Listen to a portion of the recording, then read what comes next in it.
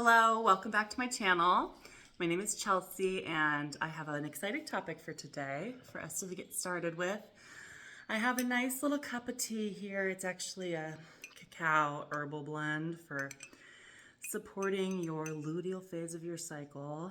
And when I remember to do it, I always feel so much better. So I'm gonna have a little sip here.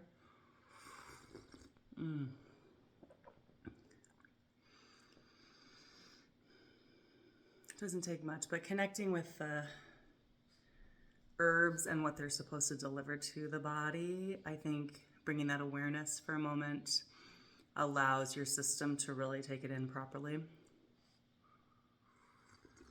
And holding that faith, like without a doubt, those herbs are supporting me. It's another important part of the Taurus field you are creating around your life experience in your own body. So focusing on what the energy fields we create really lead to in our actual physical reality is going to be the theme. And it has been the theme of my channel so far.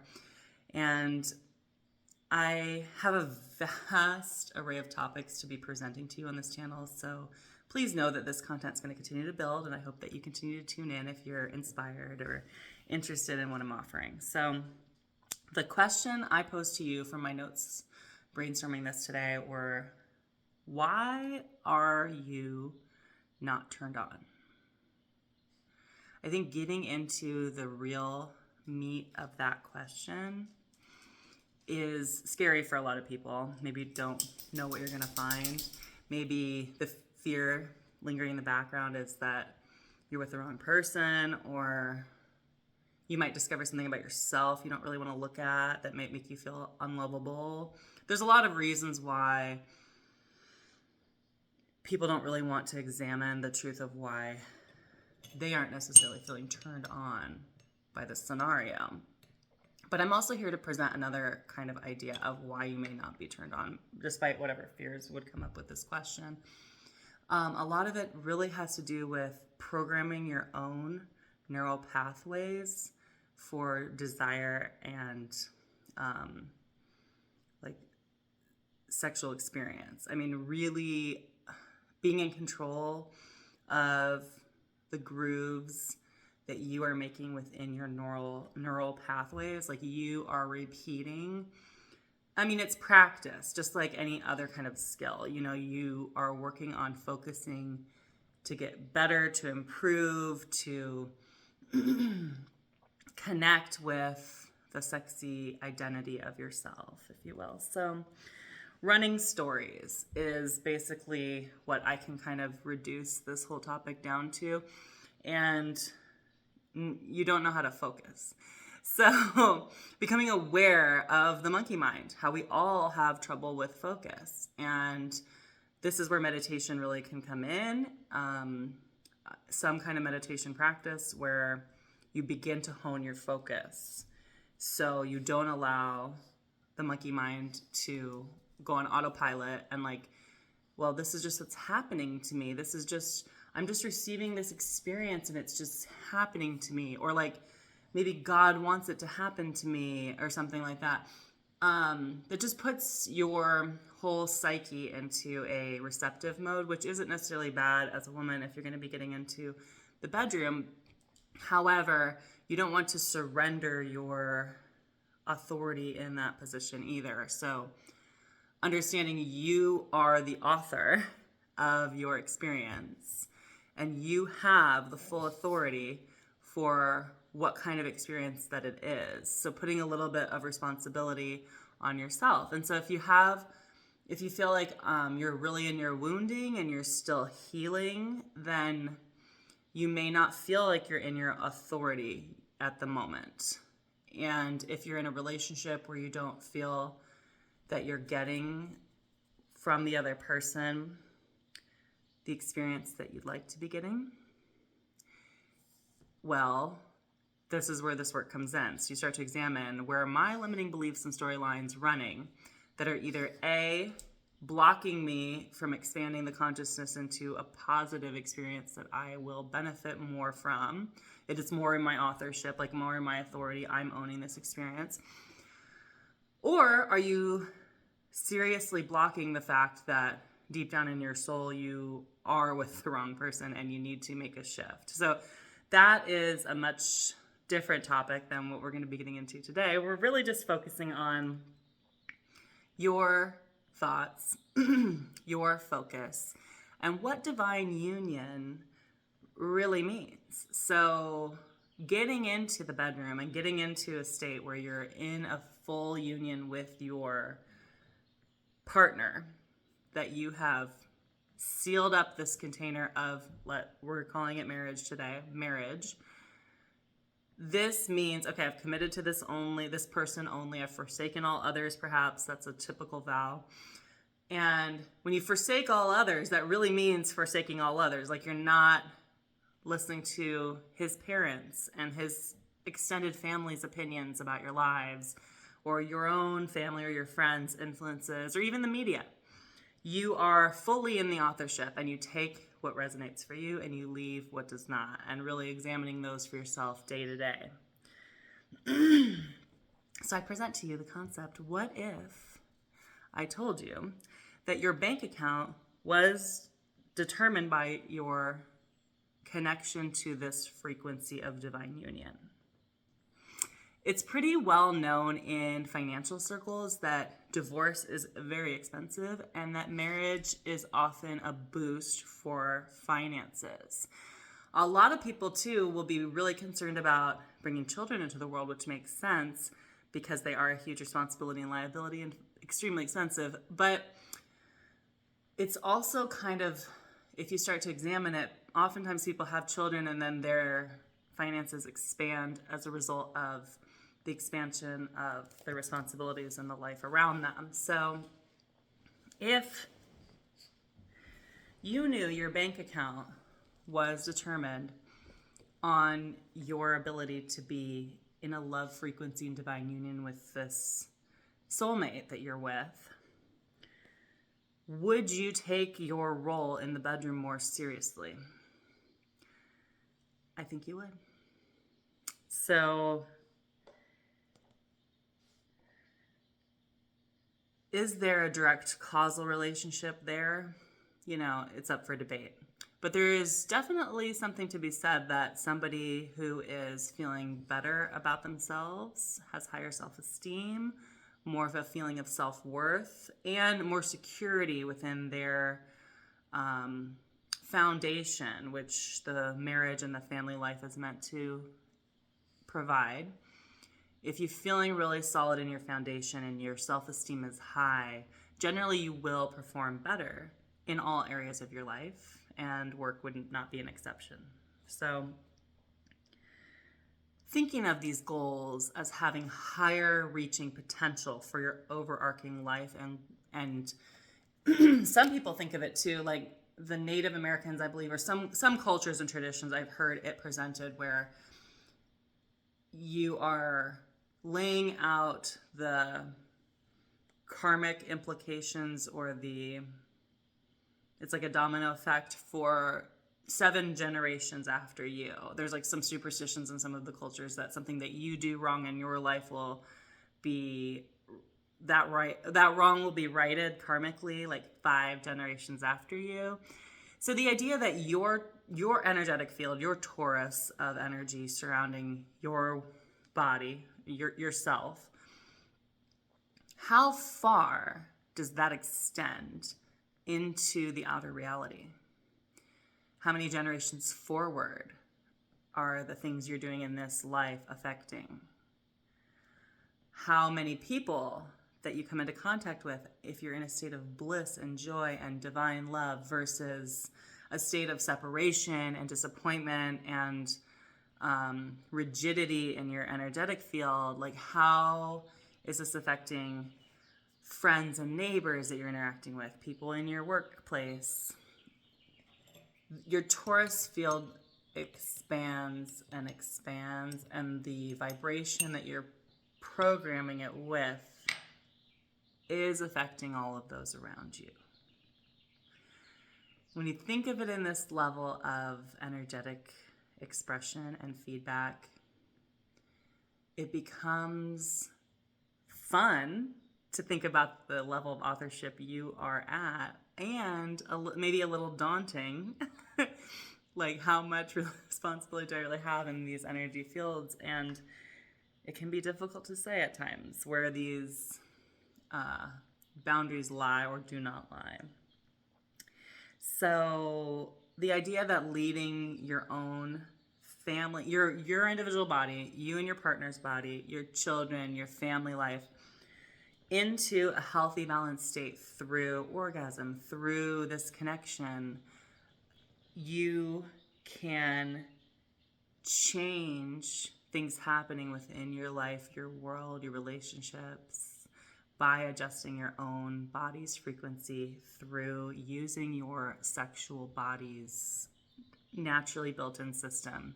When you have an orgasm, you get a cascade of hormones afterwards, and you feel in bliss, divine connection. It can reset feelings of depression, anxiety that are being held in your field, and really start to make you feel like you're just blissfully happy and can't believe how miserable everyone around you is.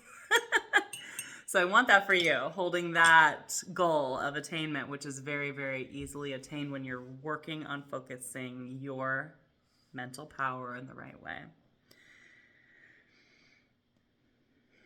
So I have a note here about chasing ghosts, and I'm not sure if I'm going to get into that right now. How many and the low vibrational entities entering your consciousness to distract from divine union. So entity, attachment, chasing ghosts. Okay, I think this is going to be a different video. So let's move on to the next section of my example I want to share today.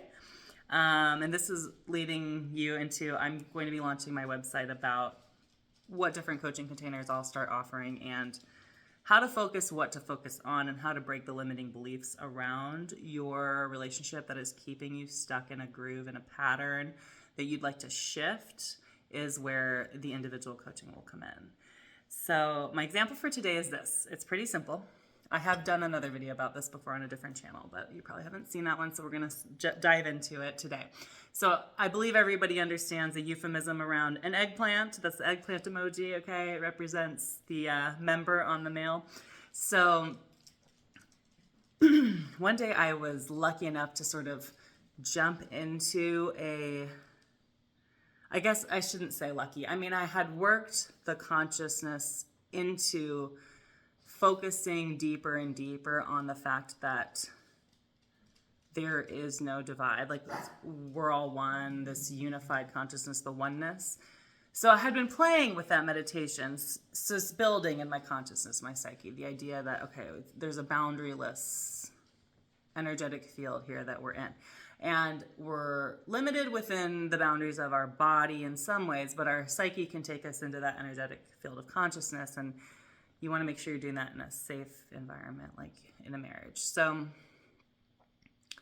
I was working one day kind of with the concept that his eggplant is really, it belongs to me, because it's the delivery mechanism of the fertilization that led to my children, that turned me into a mother, that sort of launched the entire life that I'm living at the moment.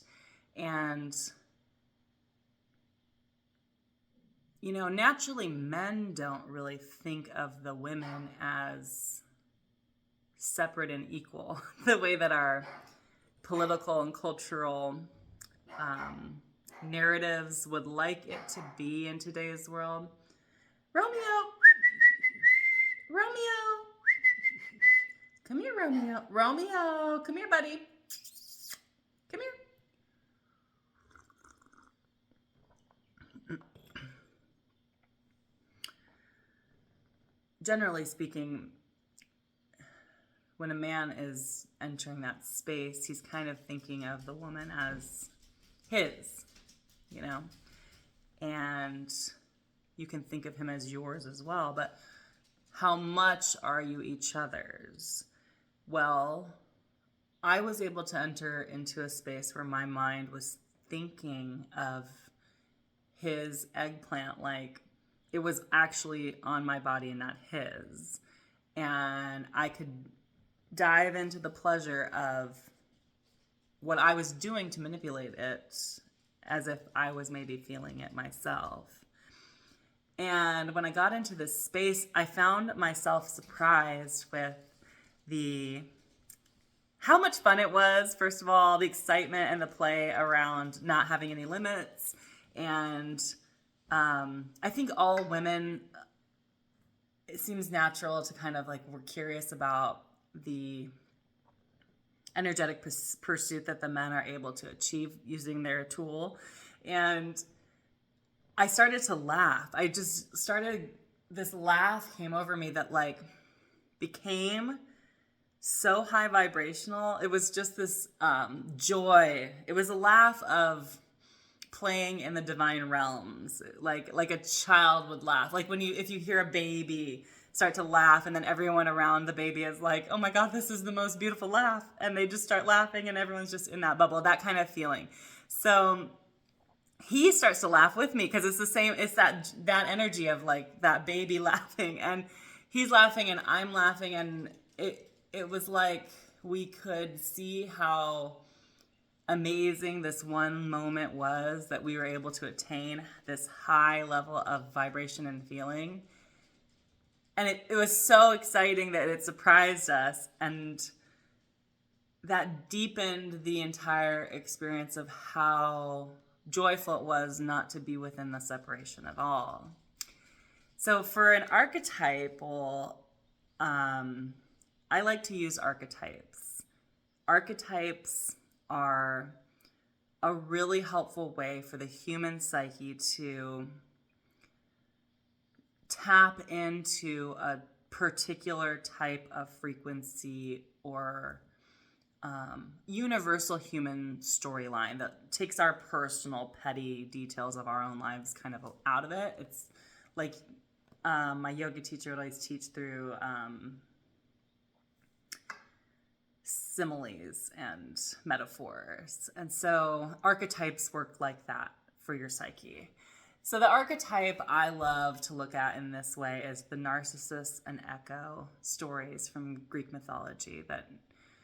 And there's a lot of talk in pop psychology today about narcissists, but truly the man is going to be a narcissist. That's the way biologically it's been programmed, so that the man can seek out fertilizing with his seed and fulfill the biological goal. So he's going to think of how he can essentially make the eggplant happy, right? Because the eggplant, as the men always tell me, kind of has a mind of its own in a lot of ways. And the woman is the receiver of his narcissistic pursuit. I mean, it has to be. So he's looking in what is the story of the narcissist? Is looking in the lake, and all he can see is his own reflection. So she acts as the lake, as the woman acting as the lake to show him his own reflection.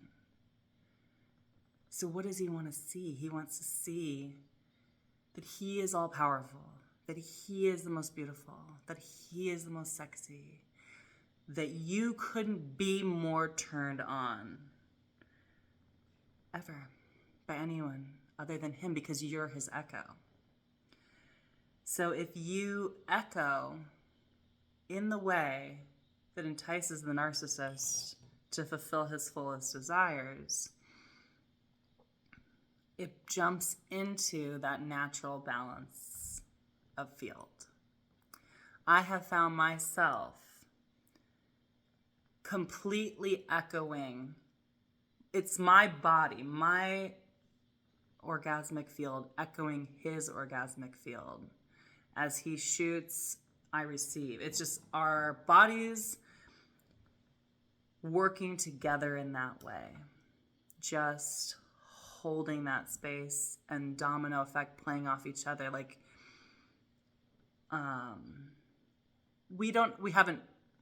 we've melted a resistance and stories away that are blocking it from happening, essentially.